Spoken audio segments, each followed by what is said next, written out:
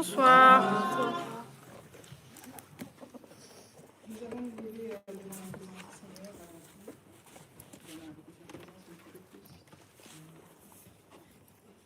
Yahweh, oh Yahweh, Kumama. Yahweh, oh Yahweh, Kumama. Yahweh, oh Yahweh, Kumama. Yesue. Ozanga babomo inanga ezali oh Yahweh Kumama. Ezali oh Yahweh Kumama. Yahweh oh Yahweh Kumama. Yesu olobaka osalaka kita awa Yahweh. Kita awa Yahweh. Yahweh, oh Yahweh, Kumama Yesu.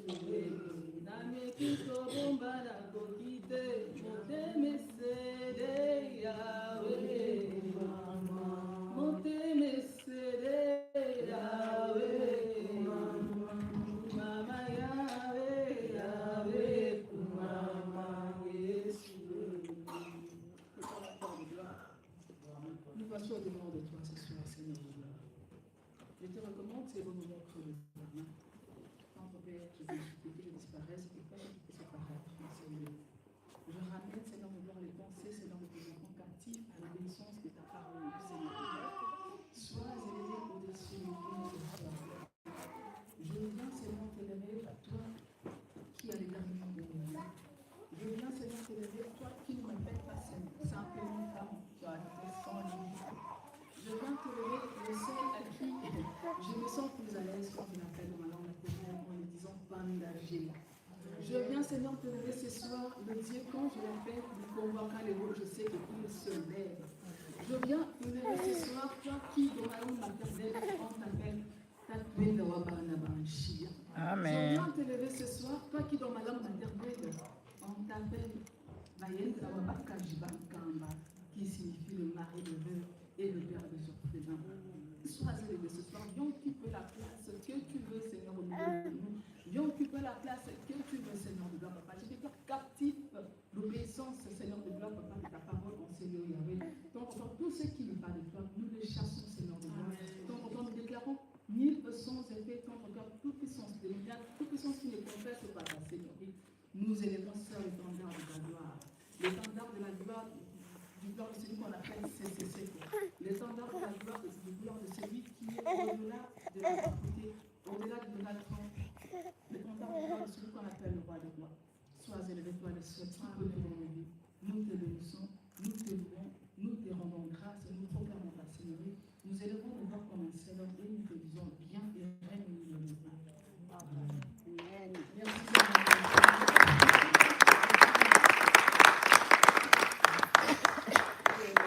Ne peut pas commencer sans pour autant témoigner ma gratitude à la servante de l'Éternel, de la maison que Dieu a établie. Je suis vraiment reconnaissante de cette grâce. Et je sais que je ne l'ai pas mérité, mais c'est celle de ces pourquoi vous m'avez choisi dans ce jour. Et je bénis Dieu pour ça. Sans pour autant tarder, nous allons prendre une Bible. Nous allons lire le texte de 1 Roi, 16 à 22.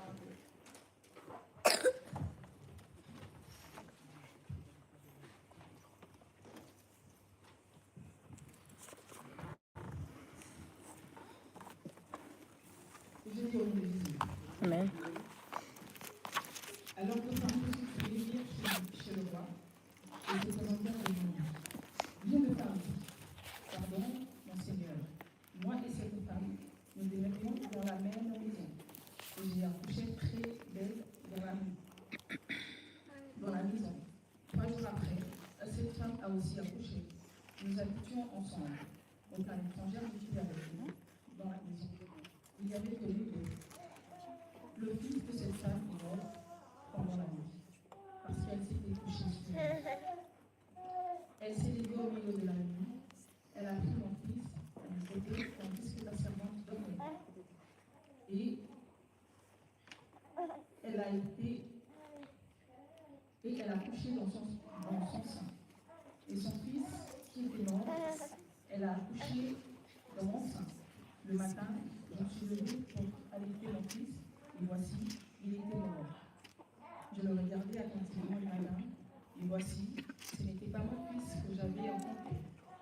L'autre fils, au contraire, mon fils qui est vivant, et c'est ton fils qui est mort. Mais la première répliqua, nullement, c'est ton fils qui est mort, et c'est mon fils qui est vivant. C'est ainsi qu'elles parlèrent devant l'homme. Bien-aimés dans le Seigneur, quelle est la parole du Seigneur?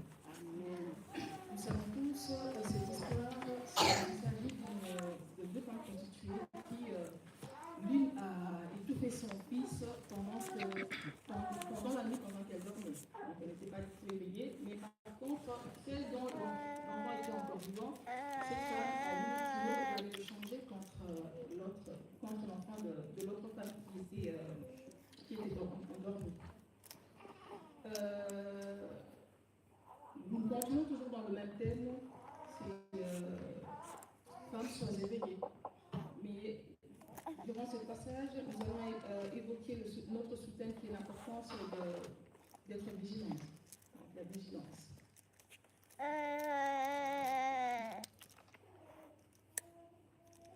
Oui, bien aimé, on parle de cette femme qui a étouffé son bébé pendant que l'autre dormait. Mais par imprudence, l'autre femme qui n'était pas du tout éveillée, elle a eu le culot d'aller le changer contre cette femme-là.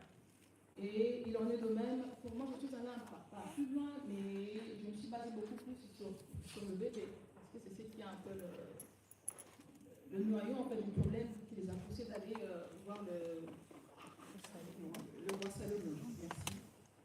Le bébé, aujourd'hui, ça représente une bénédiction. Le bébé, ça peut être un travail, ça peut être un foyer, ça peut être le don que Dieu a placé en nous. Donc, cette femme a eu le culot d'aller le changer, mais vu que l'autre n'était pas éveillée, comme conséquence, elle a été changée et ça a eu plusieurs problèmes. Certes, si on allait devant le roi, certes, Dieu a utilisé le roi puissamment, il a accordé une sagesse et une intelligence auquel il a pu trancher ses problèmes, mais ça. On ne doit pas se limiter seulement à dire que oui, la solution a été trouvée, mais ça doit beaucoup plus nous interpeller en disant nous devons craignir Dieu, et c'est ce qui est vraiment le plus important. Amen, amen. Certains chrétiens aujourd'hui, on a touché notre don que Dieu avait mis en nous à cause des distractions qui nous a amenés nulle part. Comme on le dit également dans la Bible, dans Jean 10, que le voleur ne vient que pour dérober, déranger et détruire. Mais un peu plus loin, la Bible nous dit, Dieu nous a dit que lui, il est venu en tant que c'est lui et la vie.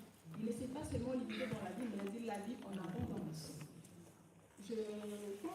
Quand j'ai médité sur ce passage, ça m'a rappelé l'histoire de ma pauvre mère, qui a son âme. C'était une mère qui avait beaucoup de la grâce.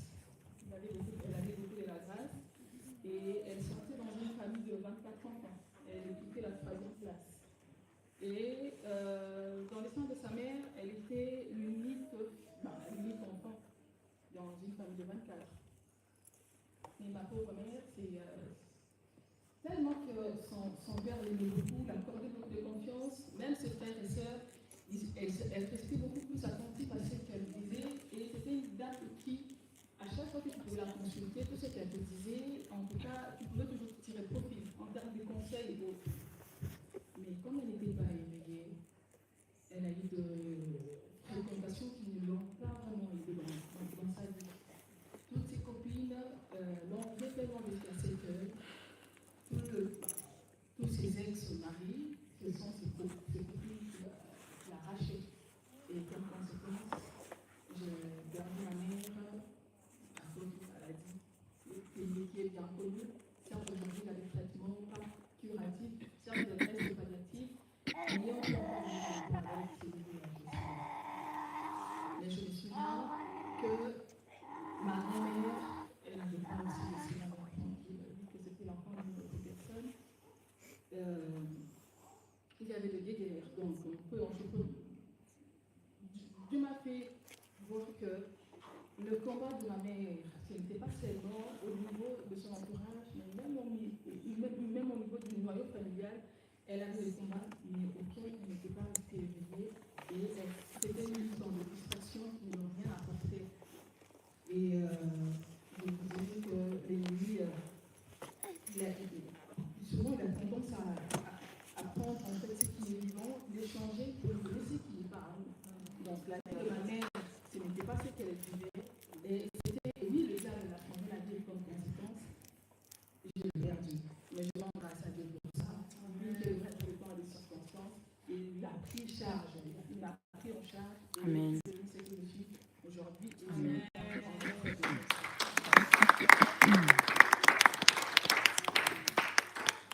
Nous allons lire le livre d'Éphésiens, chapitre 5, verset 14.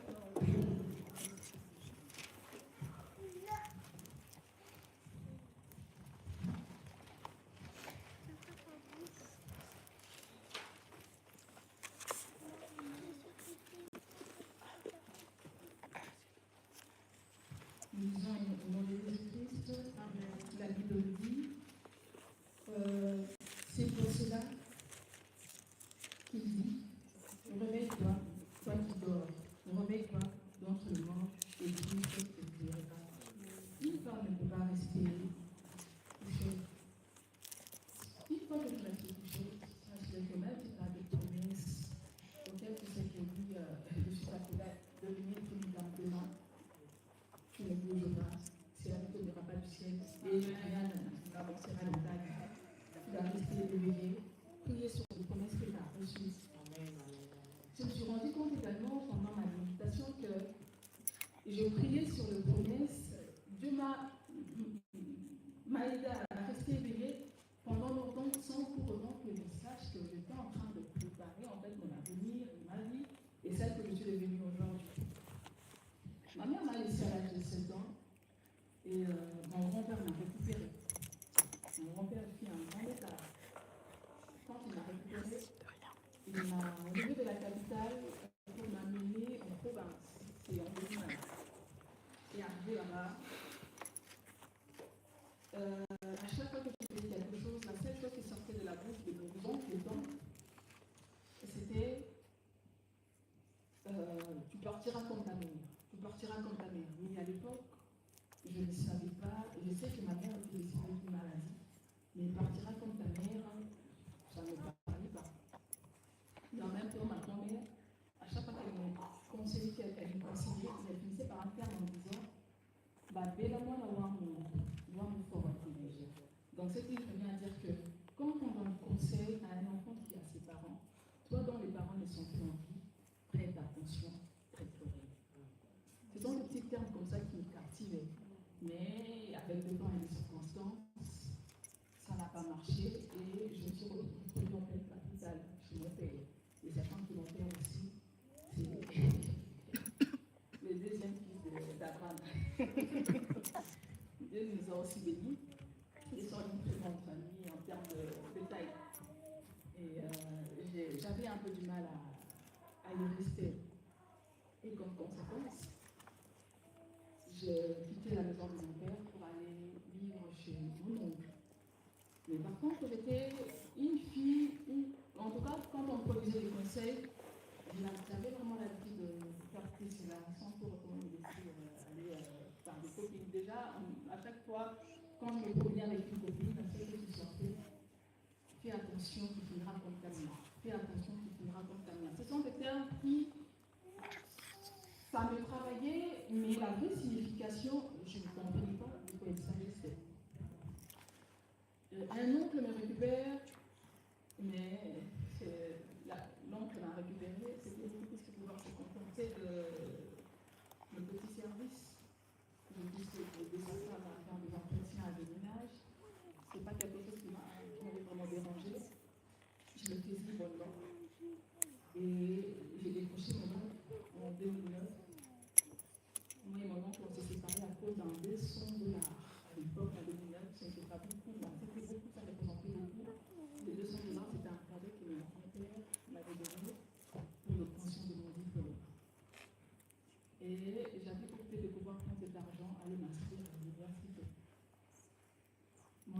semblant que quand ces 200 $, c'est pas beaucoup. Ce qui moi je vais faire, je vais récupérer cet argent, je vais tourner avec, et puis je vais le manger plus tard. Chose que je dois accepter. Je n'avais pas de mauvaises intentions. Mais par contre, Dieu m'a fait grâce à ces comptes-là, j'ai embrassé Christ dans ma vie et j'ai été baptisée. Amen. Et donc, en question, celui qui te montre la voie du Christ et celui qui le jour au lendemain prend tes effets, les développe. Un certain dimanche, je reviens du culte pour le petit mésentente, mon enfant a pris mes effets, il a arrivé. Et quand il a arrivé dans cette histoire-là, je récupérais mes effets magiques. Par contre, je ne savais pas où aller. J'ai toujours été retournée chez mon père ou rester là. Il est resté là pour moi, donc les effets étaient déjà morts. Il y a une sœur de l'église, mon oncle m'a mariée. Et cette sœur de l'église, elle m'a guéri beaucoup. Et elle aussi, elle voyait son intérêt, sa sœur qui s'est mariée, et sa sœur, elle vendait des brochettes. Elle faisait des brochettes et on montait son entreprise. Elle m'a récupéré, elle m'a amené dans sa famille. C'est pas chez dans sa famille, parce que j'ai fait ses accueillis, et j'ai appelé mon père pour le faire, je me suis dit chez Coco, non, et puis mon père a dit, venez, je vais à la maison, je vais rentrer, je ne sais pas, mais j'avais vraiment du mal à rester avec ma tête. J'ai commencé à travailler avec la dame. Quand on me dit les deux orphelins qui sont encore dans la dame m'a pris, commencé à travailler avec elle. Elle faisait des brochettes, mais comme elle préparait également son mariage, elle a demandé à ce que je puisse l'aider à construire son activité et que chose que j'ai faite de bonne foi, sans pour autant qu'on puisse avoir mais je lui dis, quand tu ne le payes pas, je souhaiterais que tu puisses que je puisse faire une activité annexe à côté. Quand toi tu fais des pochettes, moi je pourrais faire des cuisses fumées pour vendre. Et je vous jure que Dieu m'a béni. Dieu a béni les mains. Tout ce que moi je touche, en tout cas ça prospère. Tout ce que je fais, Dieu me fait toujours grâce. Ça prospère, ça va de l'âme. Je n'ai jamais échoué à nettoyer quelqu'un. J'ai commencé le premier jour avec un kilo de cuisses. Et à l'époque, un kilo de cuisses, on avait 24 cuisses dedans. Et en conséquence, ça partait. Et du coup, ce n'était plus l'activité de crochet de poulet, et c'était maintenant l'activité de cuisse de poulet qui avançait. Et comme conséquence, un jour, il y a l'autre en question qui m'avait cherché celui. C'est un homme que donc Dieu a béni avec la curiosité. À chaque fois qu'il regarde l'engouement des gens, il a tendance à le voir. Et c'était vers midi, j'avais du monde sur ma table et je vendais. Lui, il est venu avec sa mère pour acheter, faire ce qu'ils avaient fait. Mais quand il a vu du monde, il est venu et quand il est arrivé, il a vu que c'était bon. Et il a ouvert sa bouche. Il m'a dit, mais toi, tu ne peux pas faire ça. Tu es une Colombo, tu es une Bachia, pas ça. Je dis, non, c'est. Vous avez toujours les gens qui ont fait c'est pour vous, c'est les gens. J'ai continué mon activité, mais vu que ça prospérait, la dame aussi, elle avait aussi du mal à me garder. Oh non, moi j'avais pris pour mes brochettes, que ça ne marche plus, et que je voulais quitter. Et ça marche de ma vie. Et les seuls contacts qu'il y avait, c'était soit de me confier, soit d'aller me prostituer. J'étais bénie, on m'appelait maman bénie. Il y avait une série de maman bénie. Et moi, c'était vendredi, je sortais chez moi le vendredi matin, aux alentours de 5h08, pour arriver au centre-ville aux alentours de 8h, participer au culte de Maman Béni, dormir dans l'église, attendre 18h pour aller au travail, que j'avais trouvé, revenir à l'église, participer au vendredi saint, qui était une veille de prière, et le samedi, en tout cas, de l'abondance de la mission, je vous assure que quand tu sers Dieu de toute ta force, de ton énergie, il ne te laissera jamais. Je travaillais, j'étais première fille à l'époque, j'étais vraiment fille, quand je me voyais, il y a même des gens qui m'appelaient éthiopienne.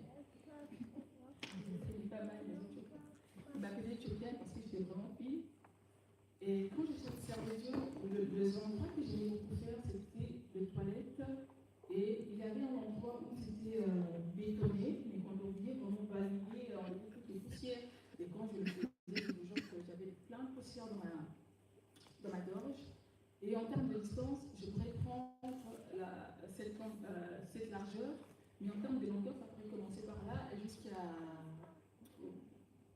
avant de pouvoir traverser pour aller avec les. Et je le faisais. Les gens me posaient des questions, bah, toi-même à cet âge-là, qu'est-ce que tu es en train de faire? Tu es en train de courir, chercher, mais qu'est-ce que tu as au juste? Qu'est-ce que tu as au juste? Bah, je ne sais pas. Je cherche Dieu. Si tu me demandes pourquoi je te dirai, je ne sais pas. Mais ce qui est sûr, c'est que quand je comprends lui, j'ai la réponse à toutes mes questions.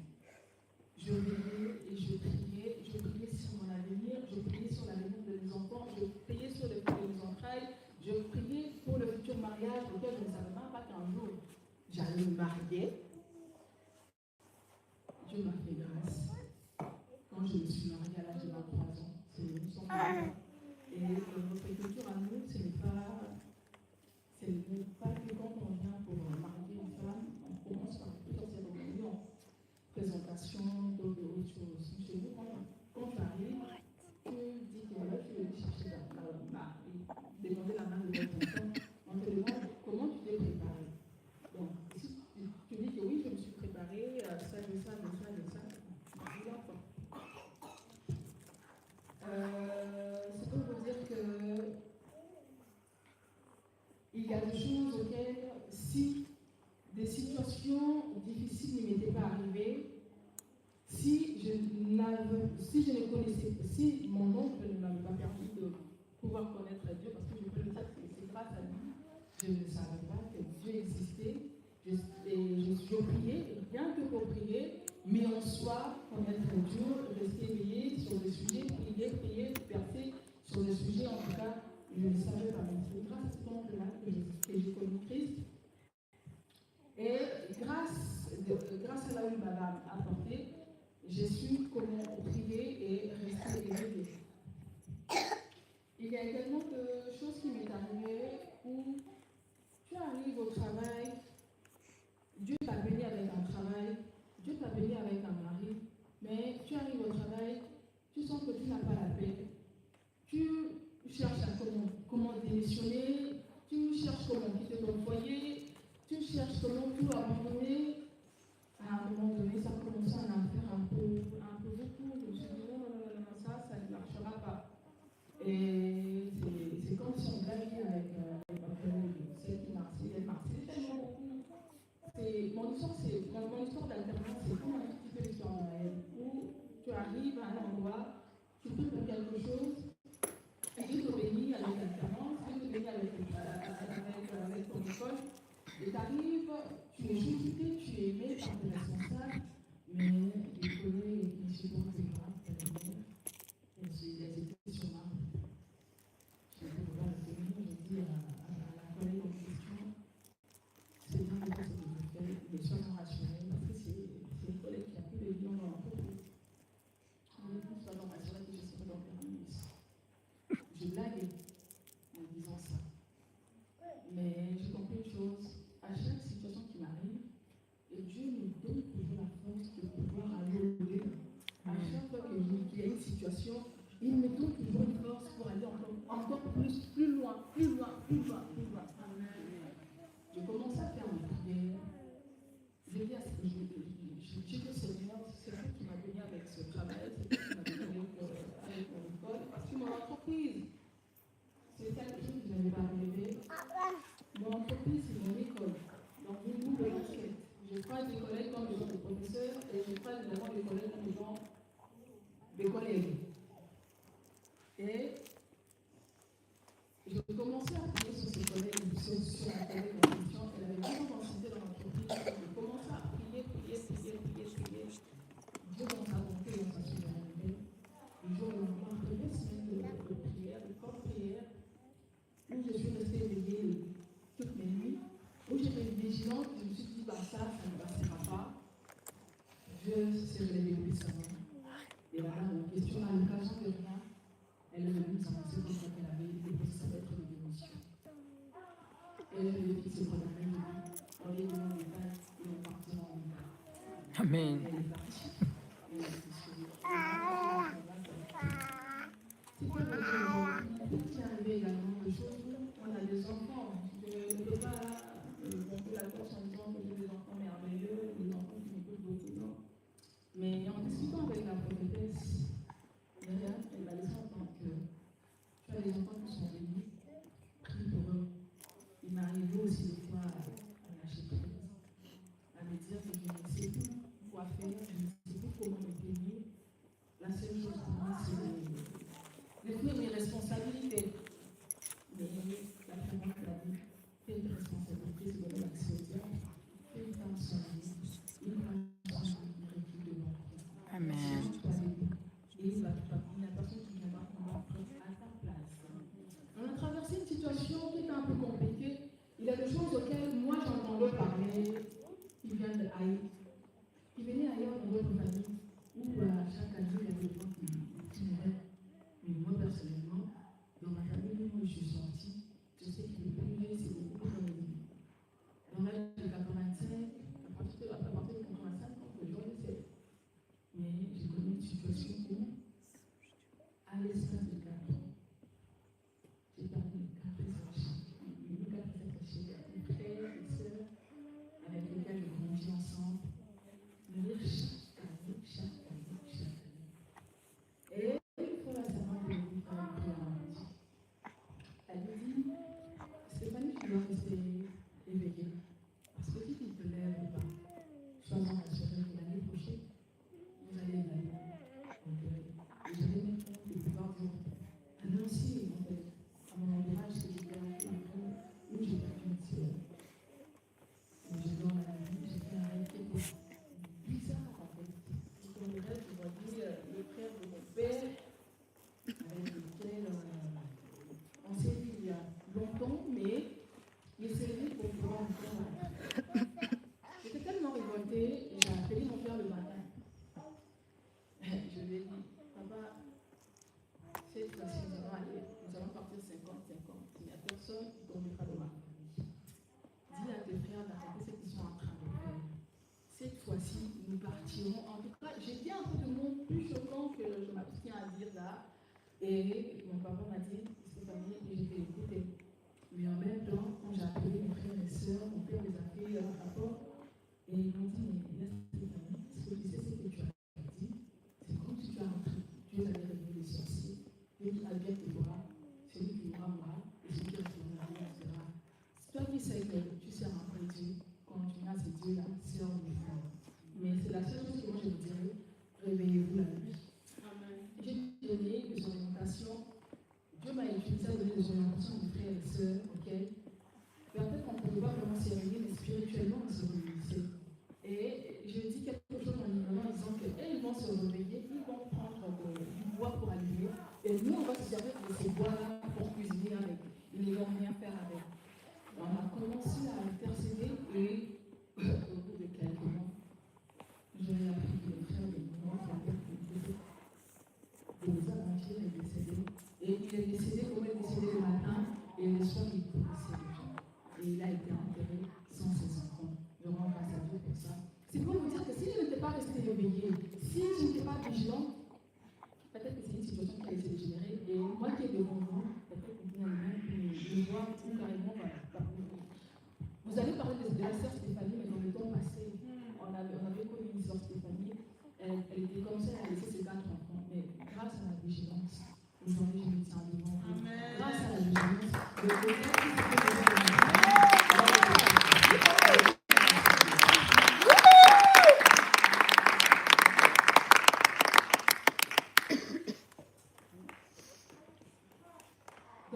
1 Pierre 5, 8,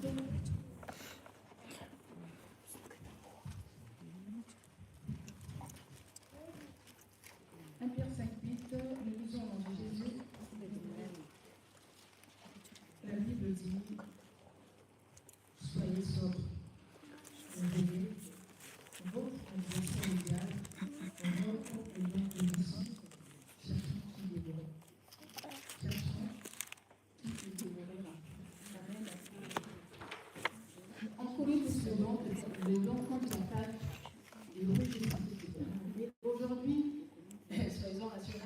diable il a également changé les stratégies. C'est que quand j'enregistre, quand il enregistre, bah, tout le monde fait la prestation et puis chacun s'est bien présenté assez bien.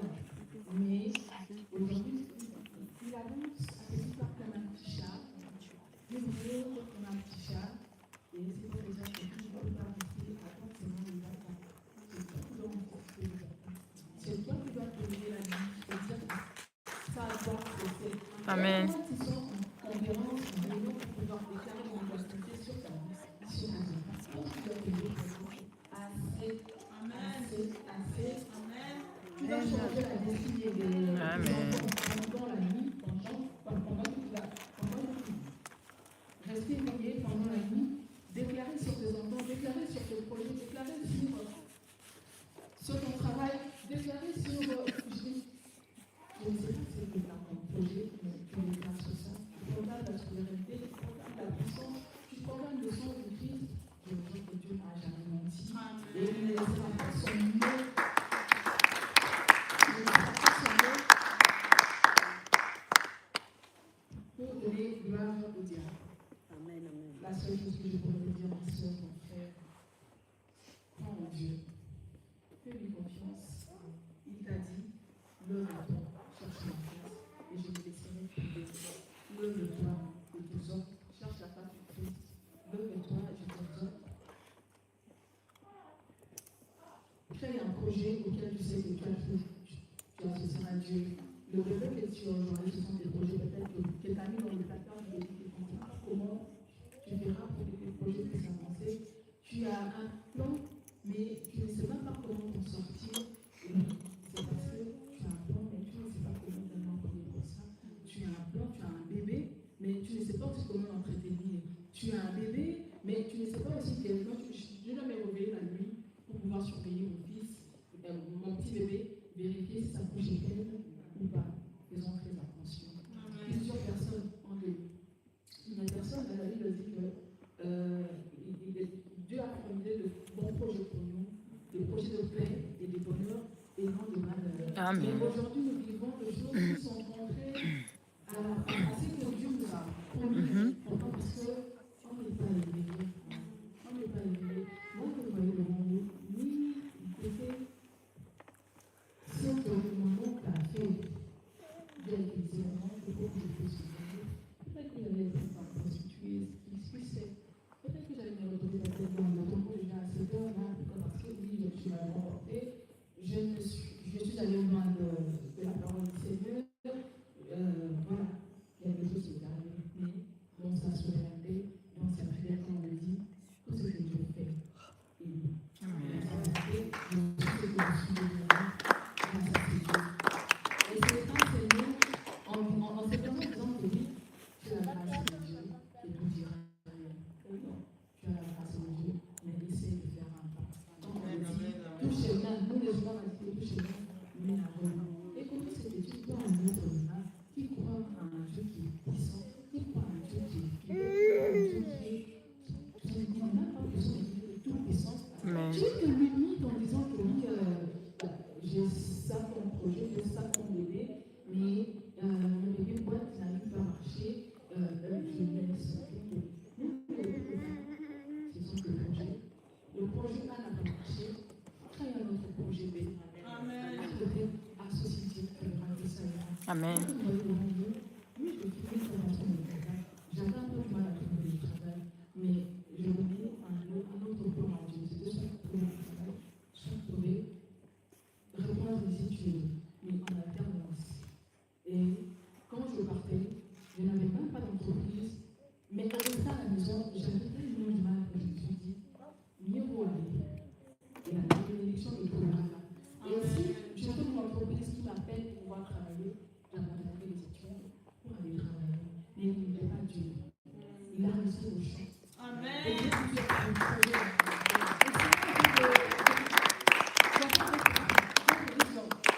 Et c'est quand tu sais que Dieu t'a béni, tu as un don de commerce, c'est bien. Mais n'écoute pas seulement qui sait que j'ai un don de commerce. Établis un business pour lequel tu sais que Amen. Amen, amen, amen, amen. Amen. Il débute en disant que Dieu fait ma grâce, Dieu fait grâce, Dieu me connaît, en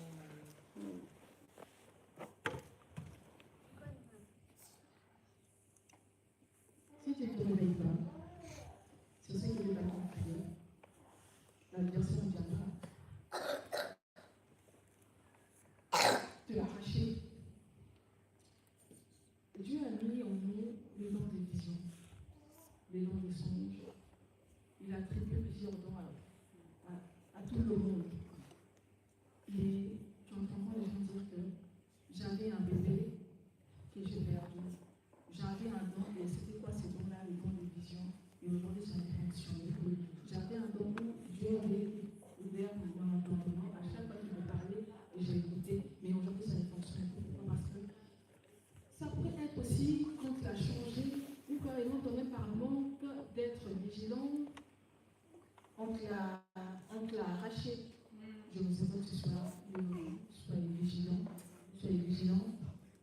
Et venez devant la face du Seigneur, les jeunes.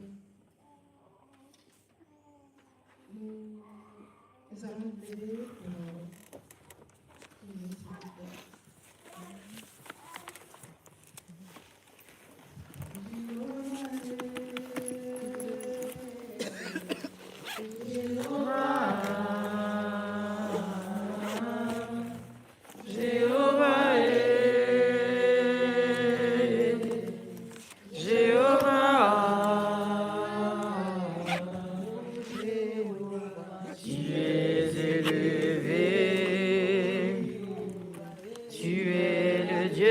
Très haut, tu es